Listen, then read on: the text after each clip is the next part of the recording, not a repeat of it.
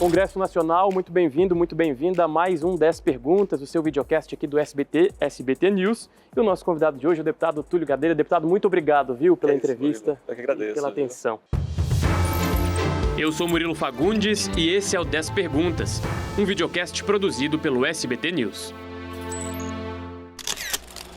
Deputado, vamos lá então, nossa primeira pergunta. O senhor tem uma pauta muito ligada ao meio ambiente, mas temos uma bancada do agro muito expressiva aqui no Congresso Nacional. Como conciliar esses interesses de ambos os lados e quais são as dificuldades aqui no Congresso?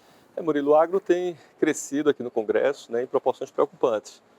O agro, ele, de fato, ajuda a economia a se desenvolver, mas a gente tenta mostrar que a pauta ambiental ela não é divergente à pauta do crescimento econômico com o agro. Muito pelo contrário, o agro precisa da floresta em pé, precisa das chuvas, e por isso a gente tenta sempre aprovar leis que protejam o meio ambiente e, de certa forma, ajude também o agronegócio e aquelas pessoas que querem empreender. Essa é uma preocupação que nós temos tido. Muito se fala sobre a preservação do meio ambiente. Há políticas do Ministério do Meio Ambiente, liderado pela ministra Marina Silva.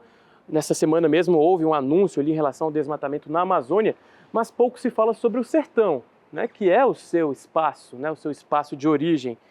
Como dizer para as pessoas que estão nos assistindo que também é importante preservar o meio ambiente no sertão, Quais são as linhas? Pois é, quando a gente fala de preservação, a gente sempre pensa nas florestas, E a gente tem no nosso estado a caatinga. Grande parte do território pernambucano é semiárido e esse semiárido precisa ser preservado também, porque existe vida, existe fauna, existe flora.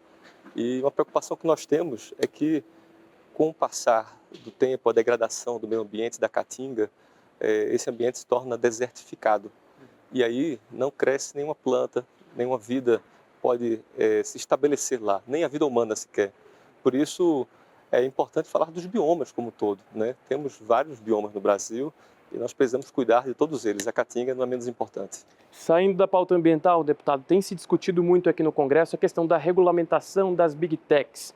Fake news, PL das fake news, que inclusive voltou para a estaca zero agora, por decisão do presidente da Câmara, Arthur Lira. Qual que é a sua opinião sobre esse assunto? A regulamentação das redes sociais é necessária? É importantíssima a regulamentação, A gente vê em vários países na Europa a regulamentação avançando. É importante que se diga que esse ambiente digital, de internet, não é uma terra sem lei. Crimes são cometidos, que o racismo não é uma opinião, que a homofobia não é uma opinião, que o linchamento virtual, e isso acontece, isso não pode se tornar comum nesse ambiente. Além do mais, as fake news que desinformam, Por exemplo, a gente viu recentemente, com relação à vacina, fake news dizendo que ela poderia, inclusive até incentivado pelo ex-presidente, que ela poderia provocar algum tipo de dano colateral à saúde das pessoas. Então, é importante que a gente combata as fake news, é importante que a gente construa um ambiente de regulamentação, e regulamentação em nada tem a ver com cercear a liberdade de expressão, mas tem a ver com o cuidado com aquilo que se fala, assim como na vida real. Existe uma impressão, deputado, de que quando o governo do presidente Lula decide ir para as pautas de costumes aqui no Congresso Nacional, ele sai derrotado. Nas pautas econômicas existe uma certa convergência com os deputados ali do chamado Centrão, Como que o senhor avalia isso? O presidente Lula deve investir nessas pautas chamadas de costume, pautas mais progressistas, ou deve ali ficar contido nessas pautas econômicas em que tem maioria aqui no Congresso Nacional? Olha, as pautas de costumes, elas têm tido grande repercussão nas redes sociais, São assuntos que causam polêmicas e, por isso, as pessoas têm sua opinião. O governo tem uma posição com relação a essas pautas e que muitas vezes nós perdemos por conta desses engajamentos que elas correm nas redes sociais. Por isso, também, é preciso regulamentar as redes sociais.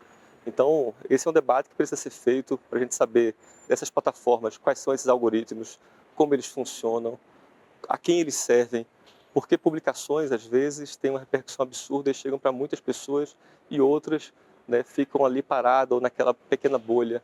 Então, assim, a gente só quer transparência por parte dessas Big Techs. Como que o senhor avalia hoje o perfil do Congresso Nacional? Uma opinião pessoal, assim, o senhor que está aqui todos os dias, nos dias de sessão, existe uma análise, quando o senhor chega aqui ao Congresso Nacional, como que o senhor olha os pares, o nível de debate, o nível do perfil, qual que é a sua avaliação pessoal? Eu acho que o Congresso sempre se dividiu entre conservadores e progressistas.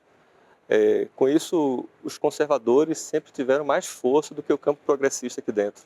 Só que tinha uma pequena célula, né? Eu acho que começou a se desenvolver dos últimos 16 anos para cá. Essa pequena célula a gente chamava dos reacionários. E para nós progressistas, os reacionários eram piores do que os conservadores. Porque os conservadores queriam manter seus privilégios, as coisas como estão. Já os reacionários, eles iam contra os avanços dos direitos, a pauta dos progressistas. Com a eleição do ex-presidente Bolsonaro, esse perfil de parlamentares reacionários tem crescido. Eles encontram como se fosse uma fórmula que deu certo e eles acham que esse é o caminho. Causar polêmica, disseminar fake news. E por isso hoje eu vejo o campo muito dividido aqui. Um terço progressista, um terço conservador e o que era muito pequeno agora se torna quase que um terço da Câmara reacionários. E é isso que nos preocupa. Por falar em divisão, enquanto o senhor falava, tinha um deputado ali bolsonarista gravando e a Câmara é isso, né? São essas diversas opiniões, diversas vozes, todas elas juntas aqui. Enfim, todos em conflito, mas tem de haver respeito. E por falar em conflito, também tem conflito entre os poderes, né? A Câmara dos Deputados, o Congresso, tem passado muito recado ao STF em algumas votações, no sentido de dizer assim, olha, o STF está extrapolando competências, aqui na Câmara a gente vai fazer um embate. Como que o senhor avalia essa posição e esse embate entre os poderes? Existe na sua avaliação isso? No direito existe a teoria dos freios e contrapesos, né? Então, os três poderes, eles precisam trabalhar dentro de suas competências, mas também em harmonia. Então, o judiciário, ele julga, mas ele também legisla nas jurisprudências, ele também executa por conta do orçamento. O legislativo, ele, além de legislar, também executa através das emendas e julga através das CPIs, por exemplo, investiga, julga, né? E o executivo também, né? Então, existem prerrogativas que são de cada um desses poderes, mas também existe uma certa invasão, né, por parte de todos os poderes de suas prerrogativas, né? Então, acho que esse é um debate que é pertinente e ele vai se acentuar, né, com o passar dos meses, porque é muito preocupante, às vezes, você aprovar uma lei como o piso da enfermagem, fazer debates e grupos de trabalho, aprovar um PLN que vai fazer um recorte do orçamento para destinar para uma categoria e chega no STF, eles têm uma outra interpretação de que o piso salarial deve ser pago a partir de uma jornada de 44 horas, isso para reduzir o valor pago àquela categoria. Então, tem coisas que, de fato, incomodam o legislativo, mas tem outras coisas que são competências mesmo dessa teoria de freios e contrapesos que os poderes têm diante da luz do direito. Vamos sair um pouco de Brasília, deputado. Vamos lá para Recife? Vamos lá. Falar um pouquinho sobre política local, porque o senhor lançou sua pré-candidatura à prefeitura de Recife. É um cenário que está bastante fechado ali, né, do atual prefeito. Por que o senhor tomou essa decisão e de onde saiu essa mobilização política, inclusive com a ministra do Meio Ambiente, Marina Silva? Olha, Murilo, em 2020 eu fui pré-candidato a prefeito também da minha cidade, do Recife. Sempre fui um ativista, né, em defesa da cidade para todos. Sempre tive uma relação com os movimentos sociais, o movimento estudantil. Fui da União dos Estudantes de Pernambuco. Sempre fiz um debate sobre a cidade que a gente quer e que a gente sonha. E o Recife tem uma história de participação popular. Ao longo dos anos, nos últimos governos do PSB, isso foi se perdendo.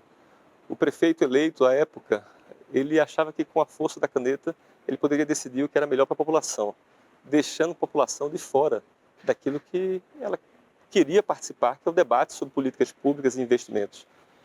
Então eu fui do Conselho de Juventude, né? Eu sei a importância de fortalecer os conselhos, de se ter conferências para que possa discutir políticas públicas e também ouvir a população para que isso possa ser levado para o poder público.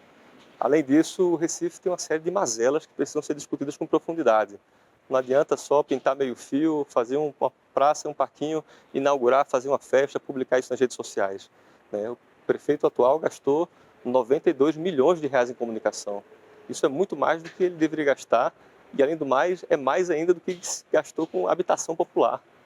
Recife é uma cidade que tem 5 mil famílias em habitações precárias, embaixo de morros ou em palafitas. Essas pessoas precisam de cuidado, precisam de atenção, precisam de política pública. Por isso, todos esses fatores nos movem, né? Construir uma cidade mais aberta, mais democrática, onde as pessoas possam opinar. Como eu faço com as minhas emendas participativas, eu coloco para votação e os recursos de emendas eu destino de acordo com a votação na internet, para que as pessoas possam discutir quais são as prioridades na sua cidade. Por isso que eu penso que o Recife pode ser melhor a partir da consulta popular e de um processo de escuta das pessoas. Tá, então, o deputado Túlio lançando seu nome como pré-candidato à Prefeitura de Recife. Deputado, vamos falar de um assunto que domina as redes, sempre aparece, né? O brasileiro gosta muito de notícias de famosos, mas o senhor é deputado federal, né? E tem muitas vezes o nome associado, né? A sua companheira, Fátima Bernardes, que é uma apresentadora de peso. O senhor se incomoda dessa associação constante? Como que é lidar com isso, com esses dois meios? Eu não sei porque as pessoas às vezes pensam que eu me incomodo com isso. Na verdade, eu tenho muito orgulho, né? Ela é uma mulher brilhante, inteligente, super parceira, carinhosa. Todo mundo gosta dela, não tem quem não goste de Fátima. Então, tenho muito orgulho de ter uma companheira como ela, que me ensina muito e que é uma grande parceira no dia a dia.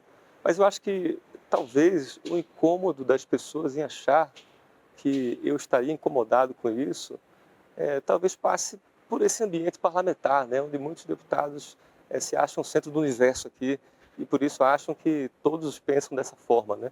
Eu não penso dessa forma, muito pelo contrário. Eu acho que a gente faz parte de um organismo vivo que é a sociedade e tenho muito orgulho da minha companheira Fátima. Não há problema nenhum, né? Aliar o amor e a política e tudo junto, né? É Pois muito bom, tem a pois agregar, né? Muito. Deputado, indo para o final então das nossas 10 perguntas, o que o senhor faz fora da política, né? O senhor publica bastante nas redes sociais, mas fora do ambiente político, o que o senhor gosta de fazer? O que o Túlio gosta no dia a dia? Mas eu gosto de ecoturismo, gosto de botar um mochilão, gosto de pegar a estrada, de fazer trilha. Chapada dos Veadeiros já aproveitou aqui em Já volta, todas as chapadas, tudo? já conheci todas as chapadas. Gosto de acampar, né? Eu já escalei de montanha também. Eu fiz curso de escalada na ASP, Associação dos Escaladores de Pernambuco. Legal. Mas como não consigo mais me dedicar, né, a isso, naqueles períodos, né, de descanso, de recesso, eu e Fátima a gente dá uma fugidinha e se desaparece aí no meio do mato. É isso que a gente Tenta gosta. se conectar ao meio ambiente, né? Depois dessa loucura aqui do dia a dia. E nossa última pergunta, vamos falar de música. O que o senhor gosta de escutar quando está tranquilo, quando coloca um fone de ouvido? O que Túlio Gadelha escuta nesses momentos? Rapaz, acho que do movimento Mangue Beat, Chico Sainz é uma grande referência. Gosto muito da nossa música, né? Pernambuco tem muita cultura, né? Mas ultimamente eu tenho escutado até algumas canções que eu não escutava antes, né? Priscila Senna, por exemplo, né? Tem uma música chamada Alvejante, eu escuto muito e me lembra um pouco do fado, né? Aquela sofrência, né? Aquela tristeza. Carminho é legal também. Carminho, pois é. Acho que deve beber um pouco nessa fonte. E por isso que eu acho que nosso povo é tão criativo, né? Tão rico culturalmente, né? A gente tem de um Chico Sainz, uma Priscila Senna, um Reginaldo Rossi, um Alceu Valença, né? Mas todos esses aí estão no meu Spotify. Legal. Segundo entrevistado aqui do nosso 10 Perguntas de Pernambuco que fala de Reginaldo Rossi, né? Ele está aí na memória, inclusive foi homenageado, né, neste ano no Carnaval, então está aí nas nossas memórias. Muito legal, deputado. Falamos de tudo um pouco, falamos de pautas importantes no Congresso, de política local, política nacional, um pouco de vida pessoal. Muito obrigado, viu, pela sua participação aqui nessa entrevista. Eu que agradeço. Peço desculpas aí pelos mosquitinhos aqui, né? Brasília nessa época é assim, né? Nesse horário, eles estão fim de tarde, né? É isso aí, estão trabalhando. É isso aí. Valeu, gente. Um Até abraço. mais.